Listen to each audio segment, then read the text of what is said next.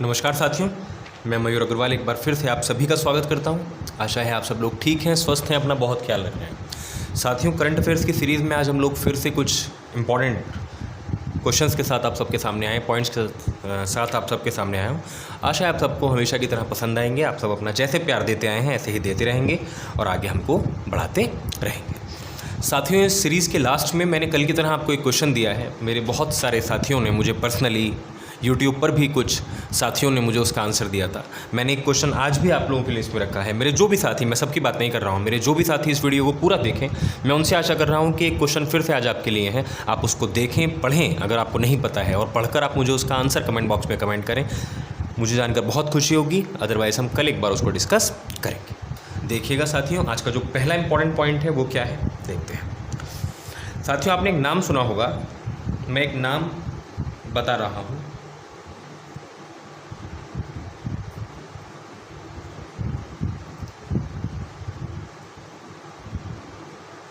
इंद्रमणि शुक्ला एक नाम है साथियों, इंद्रमणि शुक्ला। अब ये हम क्यों पढ़ रहे हैं? इंद्रमणि शुक्ला जी को जिनेवा में, आप जानते हैं, इंद्रमणि शुक्ला जी को जिनेवा में यूनाइटेड नेशंस में क्या किया गया है? यूनाइटेड नेशंस में इनको भारत का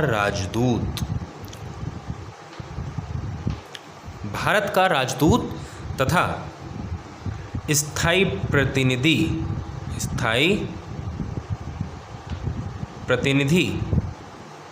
के तौर पर इनको नियुक्त किया गया है।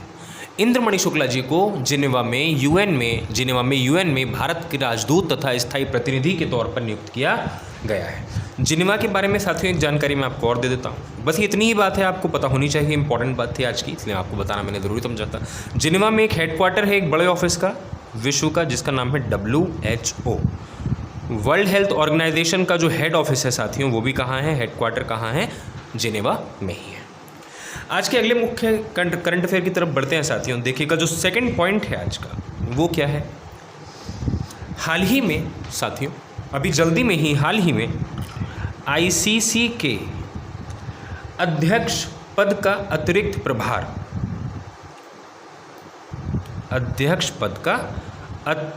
प्रभार एडिशनल चार्ज दिया गया है एक व्यक्ति को। आप लोग बताइए मुझे कौन है वो, बताइए, आप लोगों को मालूम होना चाहिए। प्रभार दिया गया है, जिस व्यक्ति को दिया गया है उनका नाम है श्री इमरान ख्वाजा। दो सवाल आते हैं। सबसे पहले बात आती है ICC क्या है सर? ये जैसे हमारे देश में जो क्रिकेट बॉडी है उसका नाम है BCCI, board of cricket control of India, ऐसे ही पूरे विश्व स्तर पर जो क्रिकेट की सबसे बड़ी अथॉरिटी है उसका नाम है साथियों ICC, जिसका नाम है इंटरनेशनल क्रिकेट काउंसिल। मैं इसका नाम लिख देता हूँ, इंटरनेशनल क्रिकेट काउंसिल। ICC का अध्यक्ष का अतिरिक्त प्रभार दिया गया है इमरान ख्वाजा को। अब इनको दिया गया है तो जो चेयरपर्सन होंगे, जो इनके अध्यक्ष होंगे, वो कौन थे? इनके अध्यक्ष थे अभी तक साथियों शशांक मनोहर इनके अध्यक्ष थे। अभी इन्होंने हाल ही में अपने अध्यक्ष पद से इस्तीफा दिया है। इस्तीफा देने के बाद जिनको अतिरिक्त प्रभार दिया गया है इस पद का, वो है इमरान ख्वाजा। आगे बढ़ते हैं साथियों। आज का तीसरा मुख्य करंट अफेयर है, बहुत इंपॉर्टेंट है, इसको बहुत ध्यान से देखिएगा, समझिएगा। आप लोग मुझे बताइए, किस राज्य सरकार ने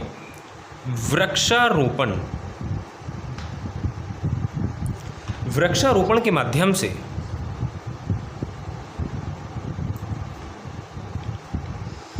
हरित आवरण बढ़ाने के लिए, हरित आवरण को बढ़ाने के लिए एक योजना कह लीजिए, एक पहल कह लीजिए, वो शुरू की है। वृक्षारोपण के माध्यम से क्या करने के लिए? हरित आवरण को बढ़ाने के लिए एक योजना शुरू की है। पहले तो आप मुझे ये बताइए कि वो राज्य कौन सा है जिसने ये किया है? आप लोग जानते हैं वो राज्य साथियों जिसने ये वृक्षारोपण का कार्यक्रम स्टार्ट किया हरित आवरण बढ़ाने के लिए, उसका नाम है उड़ीसा। उसका नाम है साथियों उड़ीसा। अब उड़ीसा सरकार ने वृक्षारोपण के माध्यम से हरित आवरण को बढ़ाने के लिए एक नई पहल शुरू की है। अब इसमें करा क्या जाएगा? इसमें सरकार के द्वारा इसमें सरकार के द्वारा, ये पूरे प्रदेश में योजना लागू होगी, इसमें सरकार के द्वारा प्रत्येक व्यक्ति को, जितने भी पूरे प्रदेश के व्यक्ति हैं, प्रत्येक व्यक्ति को अपने अपने स्तर पर 1 रुपये में एक मनपसंद पौधा दिया जाएगा। 1 रुपये में एक मनपसंद पौधा, मतलब अंकुर, या तो पौधा या अंकुरित एक पौधा जो होता है, बिल्कुल वो दिया जाएगा, मनपसंद पौधा दिया जाएगा, जिससे कि वो अपने यहाँ पर अपने अपने स्तर पर उस पौधे को लगा सके। बस काम सरकार ये करेगी कि उसके दरवाजे तक एक न्यूनतम मूल्य में, ये मूल्य तो बस दिखावटी है, एक न्यूनतम मूल्य में एक पौधे दिए जा सकें उसको, जिससे कि हरित क्रांति को बढ़ावा दिया जा सके, हरित आवरण को बढ़ावा दिया जा सके। तो उड़ीसा सरकार ने ये निर्णय लिया है, ये पहल शुरू की है। अगले पॉइंट की तरफ आगे बढ़ते हैं साथियों। आज का जो अगला पॉइंट है वो है, आप बताइएगा, मुझे बहुत इंपॉर्टेंट है ये भी, आप बताएंगे मुझे कि किस राज्य के मुख्यमंत्री ने, किस राज्य के चीफ मिनिस्टर ने ई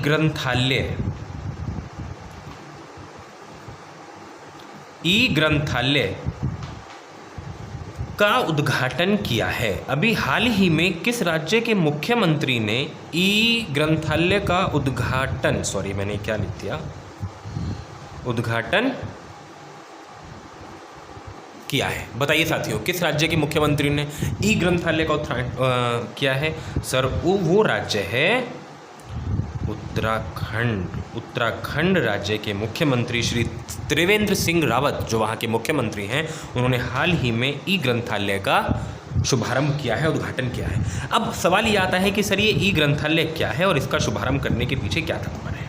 साथियों, पूरे उत्तराखंड में जितने भी सरकारी विश्वविद्यालय, गवर्नमेंट यूनिवर्सिटीज और जितने भी गवर्नमेंट कॉलेजेस हैं, जितने भी सरकारी विश्वविद्यालय या फिर सरकारी विद्यालय हैं या फिर सरकारी कॉलेजेस हैं,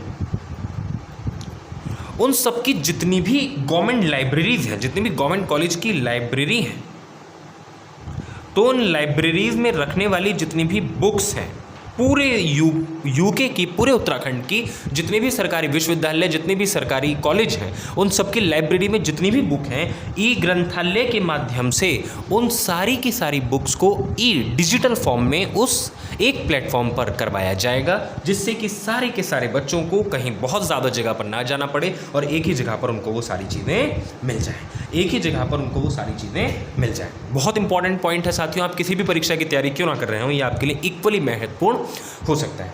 साथियों, उत्तराखंड की बात आई है, मैं उत्तराखंड के बारे में आपको कुछ पॉइंट्स बता देता हूं। वैसे तो आपको वो मालूम होंगे सारे, उत्तराखंड के बारे में कुछ छोटे छोटे पॉइंट हम एक बार डिस्कस कर लेते हैं। साथियों, बताइए उत्तराखंड की राजधानी क्या है? आप लोग सब जानते हैं सर, उत्तराखंड की राजधानी है देहरादून। उत्तराखंड में एक बहुत फेमस नेशनल पार्क भी है साथियों, आप लोग वो भी जानते होंगे, जिसका नाम है sir Jim Corbett national park. एक बहुत ही पुराना, सबसे महत्वपूर्ण, एक कुछ देश के जो हमारे कुछ सबसे अच्छे नेशनल पार्क हैं, उनमें जिम कॉर्बेट की गिनती की जाती है और इसकी खासियत ये है कि देश का सबसे पुराना नेशनल पार्क है। उत्तराखंड में साथियों, जब भी आपने, अभी तो बहुत बार आप लोगों ने देख लिया होगा कि फूलों की घाटी का एक जिक्र आता है। आप लोग हमेशा ध्यान रखिए, फूलों की घाटी एक नेशनल पार्क है, जो कि हमेशा जब भी जिक्र आए, हमेशा ध्यान रखिए कि वहाँ पर किस जगह का नाम आएगा, उत्तराखंड का नाम आएगा। फूलों की घाटी किसको कहा जाता है? उत्तराखंड को कहा जाता है। एक इंपॉर्टेंट क्वेश्चन है। जब भी फूलों की घाटी की बात करते हैं साथियों, चलिए मैं साथ में यहाँ लिख देता हूँ, जब भी फूलों की घाटी कहाँ पर है सर? फूलों की घाटी हम जानते हैं उत्तराखंड में है। जब घाटी की बात आई है तो एक और है फूलों की घाटी की तरह ही साथियों, जिसको हम कहते हैं शांत घाटी। आप लोग बताइए शांत घाटी कहाँ पर है? जैसे फूलों की घाटी तो उत्तराखंड में है, ऐसे ही शांत घाटी कहाँ पर है साथियों? शांत घाटी है सर हमारी केरल में। शांत घाटी कहाँ है? हमारी केरल में। आशा है आप सबको चीज़ें समझ में आ रही होंगी। आगे बढ़ते हैं, देखिएगा अगला पॉइंट देखते हैं साथियों। देखिएगा एक बहुत इंपॉर्टेंट पॉइंट साथियों, उसको कह सकते हैं इंपॉर्टेंट। देश इंपॉर्टेंट नहीं है लेकिन पॉइंट बड़ा इंपॉर्टेंट है उस देश के बारे में, उसको ध्यान से देखिएगा क्या है साथियों। हाल ही में एक देश ने, एक लेडी रही है वहाँ की निगार जौहर, बहुत महत्वपूर्ण इसको हो सकता है, बहुत ध्यान से इसको देखिएगा। एक लेडी रही है निगार जौहर, निगार जौहर, इनके बारे में हम क्यों पढ़ रहे हैं? कौन लेडी है ये? निगार जौहर को एक देश ने अपनी सेना में क्या किया है? सेना में पहला लेफ्टिनेंट नियुक्त किया है। पहला लेफ्टिनेंट नियुक्त किया है? किस देश ने निगार जौहर को अपनी सेना में पहला लेफ्टिनेंट नियुक्त किया है? साथियों, वो देश है पाकिस्तान। सर, पाकिस्तान ने हाल ही में पहली बार ऐसा हुआ है जहां पर उसने एक महिला को, निगार जौहर महिला हैं, उनको अपनी सेना में पहली महिला लेफ्टिनेंट के तौर पर नियुक्त किया है। अब पाकिस्तान के बारे में कुछ चीज़ें जान लेते हैं साथियों। पाकिस्तान के बारे में कुछ चीज़ों को जान लेते हैं, इनको ध्यान से देखिएगा। पाकिस्तान के बारे में कुछ इंपॉर्टेंट चीज़ें मैं आपको बता देता हूँ। पाकिस्तान साथियों दुनिया का पहला देश बन गया है, बहुत ध्यान रखिएगा। पाकिस्तान के बारे में मैं आपको कुछ इंपॉर्टेंट चीज़ें बता देता हूँ जो आजकल चल रही हैं। ये दुनिया का पहला देश बन गया है, दुनिया का पहला देश बन गया है जिसने क्या कर दिया सर इसने ऐसा, जिसने यूएन में अपने प्रतिनिधिमंडल में, यूएन में अपने प्रतिनिधिमंडल में पहले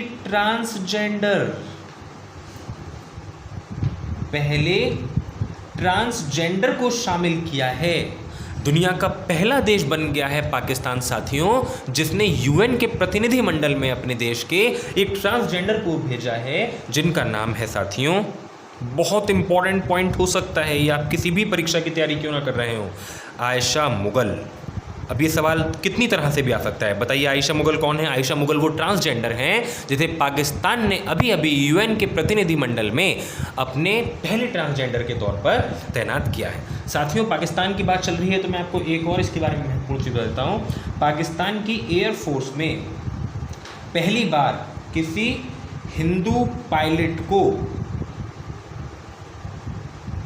नियुक्त किया गया है, जिनका नाम है श्री राहुल देव। वहाँ के हमारे पाकिस्तान में पहले हिंदू पायलट हैं राहुल देव, जिनको एयरफोर्स में नियुक्त किया गया है। ये कुछ जानकारी थी पाकिस्तान के बारे में साथियों। कुछ इंपॉर्टेंट चीज़ें हैं जो हमको पता होनी चाहिए आज के परिप्रेक्ष्य में, उनको देखते हुए ये सारी चीज़ें आपके बताई आपको गई हैं। आगे बढ़ते हैं साथियों, देखिएगा अगले पॉइंट की तरफ। वो क्या है साथियों, आप लोग बताइए, अभी आपने पढ़ा होगा हाल ही में, बहुत जल्दी अभी का ही फैसला है ये तो, कि किस भारत के किस राज्य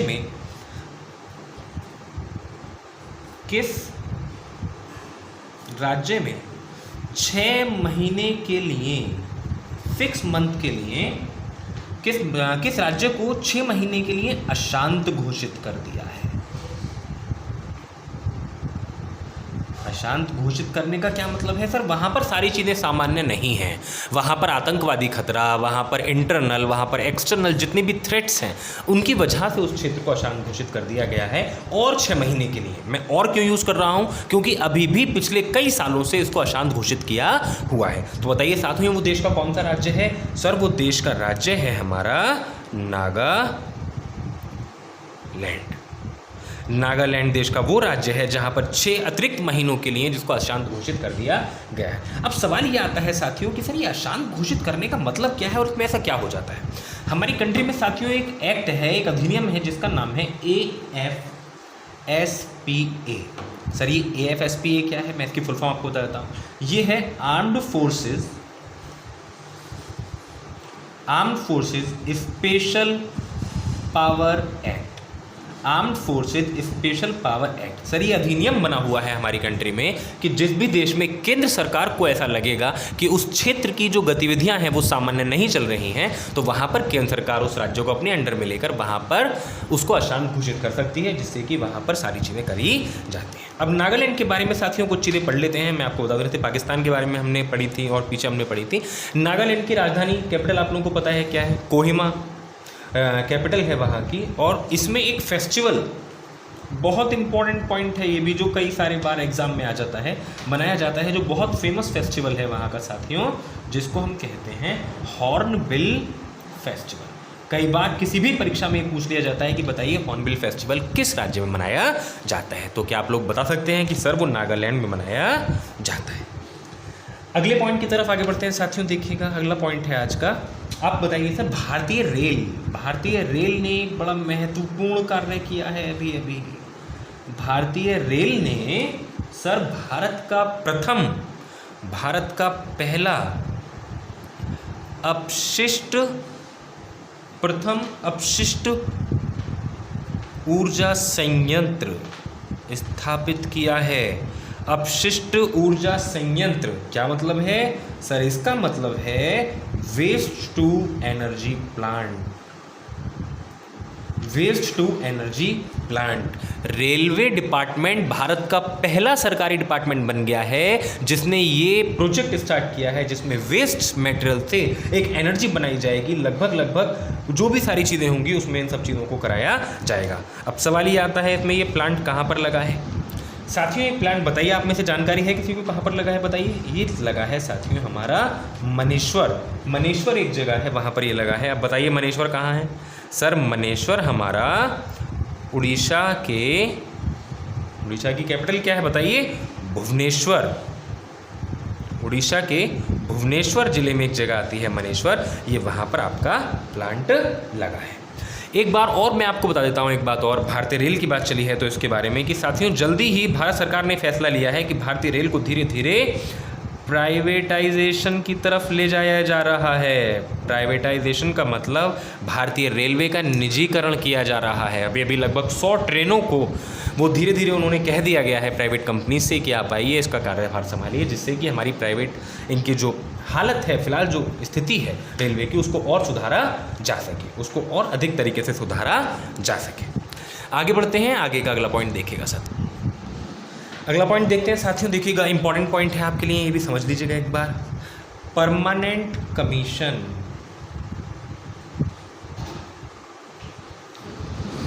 for women. Permanent commission for women, क्या आप जानते हैं कहाँ पर इसकी शुरुआत की गई है? मैं क्या बात कर रहा हूँ?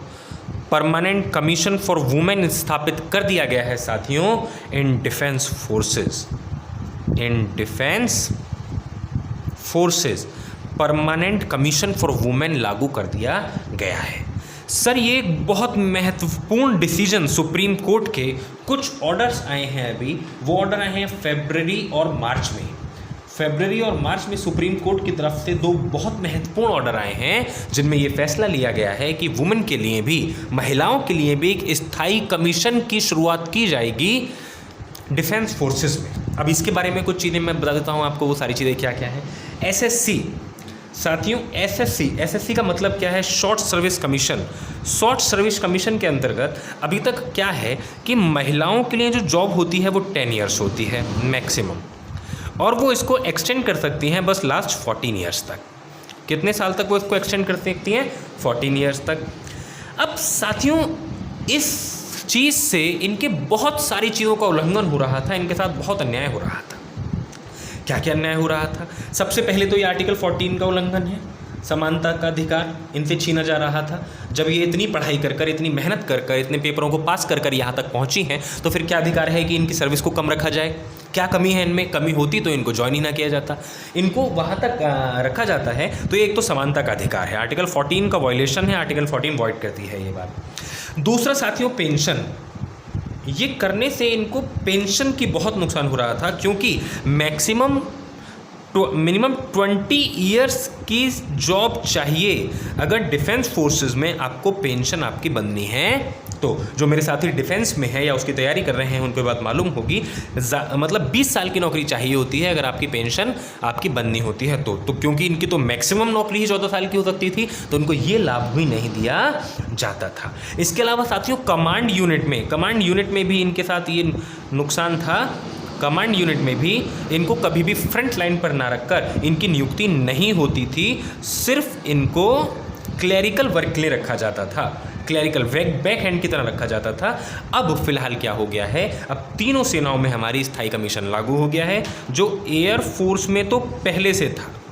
अब किस किस में? एक तो हमारी नेवी में और एक हमारे आर्मी में इस सेक्शन को लागू कर दिया गया है। महिलाओं के लिए एक बड़ी बात हुई है, महिलाओं के लिए कि उत्सव का अवसर है जहां पर उनको डिफेंस में स्थायी कमीशन की बात की गई है। आगे बढ़ते हैं साथियों, देखिएगा अभी हाल ही में 27 राष्ट्रीय बाल विज्ञान कांग्रेस। हाल ही में साथियों राष्ट्रीय बाल विज्ञान कांग्रेस का आयोजन किया गया था। 27वीं राष्ट्रीय बाल कांग्रेस का आयोजन किया गया था। आप मुझे बताइए कहाँ आयोजन किया गया था इसका आयोजन किया गया था साथियों तिरुवनंतपुरम में। इसका आयोजन कहाँ किया गया था? तिरुवनंतपुरम में। एक महत्वपूर्ण क्वेश्चन है, सिर्फ ये इतना ही आ सकता है, बताइए 27th राष्ट्रीय बाल विज्ञान कांग्रेस का आयोजन कहाँ किया गया था? तो सर ये किया गया था तिरुवनंतपुरम में। और तिरुवनंतपुरम कहाँ पर है आप लोग मुझे बताइए, आप लोग जानते होंगे सर, तिरुवनंतपुरम है हमारा केरल में। तिरुवनंतपुरम है हमारा केरल में। सर ये इस बार राष्ट्रीय बाल विज्ञान कांग्रेस का थीम क्या था? इसका थीम भी इम्पॉर्टेंट है, बड़ा सोच समझ के थीम रखा गया था, बड़ा लंबा सा थीम है, एक बार इसको देख लीजिएगा। इसका थीम था साथियों स्वच्छ हरित और स्वस्थ। स्वच्छ हरित और स्वस्थ राष्ट्र के लिए, स्वच्छ हरित और स्वस्थ राष्ट्र के लिए विज्ञान, प्रौद्योगिकी और नवाचार, ये इसका इस बार थीम रखा गया था। आपके लिए ये जानना महत्वपूर्ण है, एक बार इसको अच्छे तरीके से देख लीजिएगा। साथियों आज के आखिरी महत्वपूर्ण पॉइंट पर चलते हैं, देखिएगा इसके बारे में आपको थोड़ा सा बता देते हैं क्या है। साथियों हाल ही में अभी वायकोम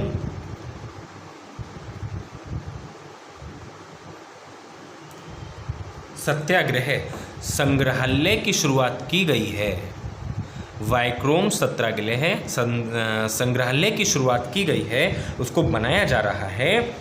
और ये वायकोम सत्याग्रह, अगर आप लोग इतिहास के विद्यार्थी हैं, अगर आप लोग कहीं ना कहीं से इतिहास पढ़े हुए हैं तो मे भी हो सकता है आपने ये पढ़ा होगा। एक महत्वपूर्ण सत्याग्रह रहा है जो कि 1924-1925 में किसको लेकर चला था? अनटचेबिलिटी को लेकर चला था। अनटचेबिलिटी को लेकर चला था, अस्पृश्यता को लेकर चला था, जिसमें गांधी जी ने भी एक महत्वपूर्ण रोल निभाया था। आप लोग जानते हैं दलित भाइयों को हरिजन जो नाम दिया था वो गांधी जी ने ही दिया था। वो शुरू से इस बात के बहुत खिलाफ थे कि इनके साथ जो भेदभाव किया जाता था। गांधी जी ने इसमें बहुत बड़ा महन योगदान दिया था। अब ये वायकोम एक जगह है, उसी जगह पर इस संग्रहालय को स्थापित किया जा रहा है। और वायकोम कहाँ है सर? वायकोम जो है वो केरल में है। केरल के एक जिला है कोयट्टम, केरल का एक जिला है कोयट्टम जिले में इसको स्थापित किया जा रहा है। मतलब वायकोम कहाँ है सर? केरल के कोयट्टम जिले में एक वायकोम जगह है, वहाँ पर इसको स्थापित किया जा रहा है। इसी संग्रहालय में गांधी जी की भी एक मूर्ति को स्थापित किया जा रहा है। वायकोम सत्याग्रह मतलब ये कहाँ पर, संग्रहालय कहाँ पर स्थापित किया गया है साथियों? केरल में स्थापित किया गया है वायकोम पर। इंपॉर्टेंट है, आप लोग देखिए। साथियों अब बढ़ते हैं हम आज के प्रश्न की तरफ, जो आपका प्रश्न है जिसका उत्तर आपको आज मुझे कमेंट बॉक्स में कमेंट करना है। हम कल इसको एक बार डिस्कस कर लेंगे। मैं आशा कर रहा हूँ आप सब लोग वीडियो पूरा देखने के बाद इस प्रश्न का उत्तर आज आपको नहीं भी मालूम है तो आप खोजेंगे और मुझे बताएंगे। प्रश्न है साथियों कि देश की पहली ई वेस्ट क्लिनिक कहाँ पर बनी है? ऑप्शंस हैं आपके सामने, जयपुर, मुंबई, भोपाल और बेंगलुरु। इन चारों ऑप्शन में से इसका एक ऑप्शन सही है। आप लोग इसको देखिए, पढ़िए, इसके बारे में जानिए और इसके बारे में जानकर आप मुझे कमेंट बॉक्स में कमेंट कीजिए। मैं आपके कमेंट का इंतजार करूँगा। जब तक के लिए कल दोबारा मिलते हैं। जब तक के लिए अपना बहुत ख्याल रखिए, अपनी पढ़ाई पर पूरा ध्यान रखिए, घर में रहिए, सुरक्षित रहिए। बहुत बहुत धन्यवाद। नमस्कार।